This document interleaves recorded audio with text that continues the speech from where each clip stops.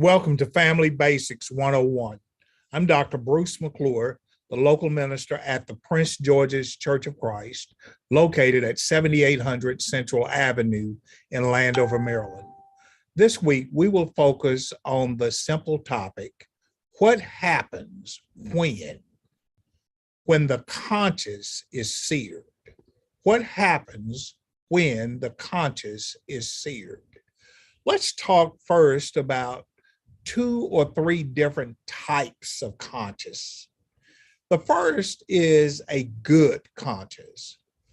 In 1 Timothy chapter 1, verse number 5, the purpose of my instruction is that all believers would be filled with love that comes from a pure heart, a clear conscience, and genuine faith.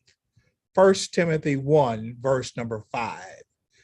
But that term clear means a clean, a purified. In fact, in the Greek definition, it literally means purified by fire, unstained conscience. Also, when you look at 1 Timothy or 1 Timothy chapter 3, verse number 9, and we'll talk about the word conscious in just a second. But in 1 Timothy 3, verse number 9, they must be committed to the mystery of the faith, now revealed, and must live with a clear conscience. Again, that word clear comes to light. It hasn't changed in meaning. It means pure, clean by purification, and unstained. Now let's take a second and define this word, conscious. Conscious. What does it mean?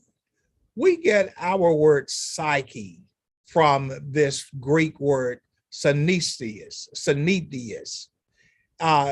psyche, the soul, which distinguishes between what is morally good and that which is immoral and corrupt.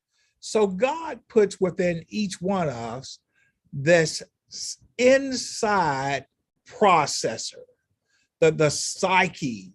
We also call that the soul.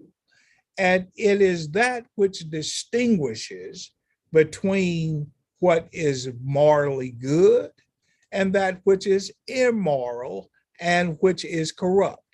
Every person has a soul. Each individual created by God has a soul. And the objective is to maintain the purity, the cleanliness of that soul. Now, there's a second level of consciousness, and that is a defiled conscience. In the text of Titus chapter 1, verse number 15, everything is pure to those whose hearts are pure, but nothing is pure to those who are corrupt and unbelieving, because their minds and consciences are corrupt. This is the New Living Translation, but in the King James, it uses the word defiled. Defiled means that which is dyed with another color, stained, it's been soiled, it's been tainted. So we move from a pure conscience, which is where we start, but then our conscience has to be shapen and developed and groomed. And that's the responsibility of those, that are entrusted with bringing us up with a pure conscience. And if that is not done, the conscience can indeed be defiled. Now, a step worse than a defiled conscience is a seared conscience. See, it's one thing to move from purity to the state of being defiled, But when this stage happened of searedness in the conscious, that is a place of real danger.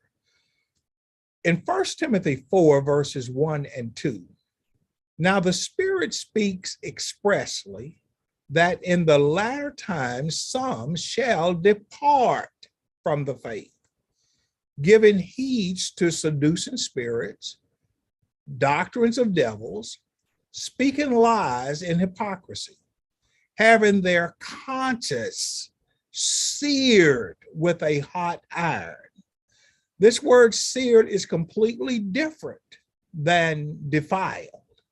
The New Living Translation, these people are hypocrites and liars, and their consciences are dead. It's been burned. It's been lighted a fire. It's been branded. It's been catheterized, medically speaking. What does that mean?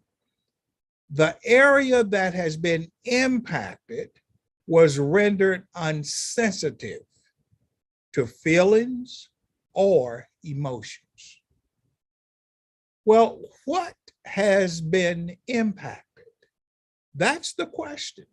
What part of the individual is impacted by being seared?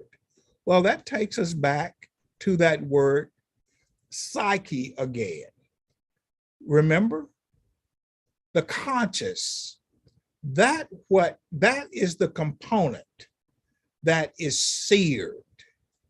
The soul, which distinguishes between what is morally good and what is wrong, what is bad. The conscious is the built-in from God, that is the seat of human beings and what makes us free moral agents. It allows us to make choices. We make choices either for what is good or we make choices for what is bad. A malfunctioning conscious, on the other hand, has the capacity to engage in immoral behaviors, immoral attitudes, immoral beliefs. And this is the tragedy of a seared conscious without even experiencing a pinch on their inside that causes remorse. There's no nudging. That there is nothing that says, psyche, don't you feel any kind of way about what you just said? Psyche, don't you feel any kind of way about what you just did, the behavior? Is there any type remorse? Is there any shame? Or is there any need for you to change the course of action that is so self-gratifying to you and frequently demoralizing to others? Say, a good conscience would struggle with doing things that are defiled, doing things that are corrupt. But a seared conscience won't have any problem with it because it has been branded. It has been shut off. It has been catheterized. And medically speaking, that area that is branded or burned is unsensitive to feelings of others. It cannot feel for others. It has no empathy. It has no emotions. And therein lies the tragedy of a seared conscience. Let me encourage you to come back tomorrow as we continue to develop this theme about what happens when. I look forward to seeing you back in class again tomorrow. Don't be late and don't skip class.